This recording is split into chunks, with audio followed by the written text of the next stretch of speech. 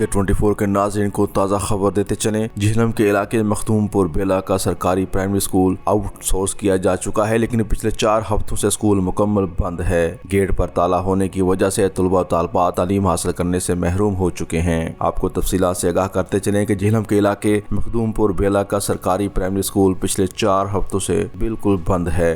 Gate पर ताले लगे हुए हैं और जिसकी वजह से तलबा तालबात तालीम हासिल करने से महरूम हो चुके हैं। बच्चे स्कूल में हसूल तालीम के लिए आते हैं, लेकिन खेल कूद कर वापस घर आ जाते हैं। वालिदैन ने मुकामी इंतजामिया से एहतजाज करते हुए कहा है कि स्कूल को फौरी तौर पर खोला जाए ताकि बच्चों का कीमती वक्त ज़ाया न हो। मुकामी खवातीन का कहना है कि कभी कभार हम स्कूल के बाहर आकर बच्चों को अपनी मदद आपके तहत पढ़ा देते हैं, जबकि स्कूल के कोऑर्डिनेटर प्रोफेसर गुलाम अहमद का कहना है कि मुकामी लोग स्कूल इंतजामिया के साथ तावन नहीं कर रहे, जिसकी वजह से मुश्किलात पेश आ रही हैं। इस मौके पर तलबा तालबात और वालिदैन ने वज़ीर आला पंजाब से सूरत हाल का फौरी नोटिस लेने का मुतालबा किया है।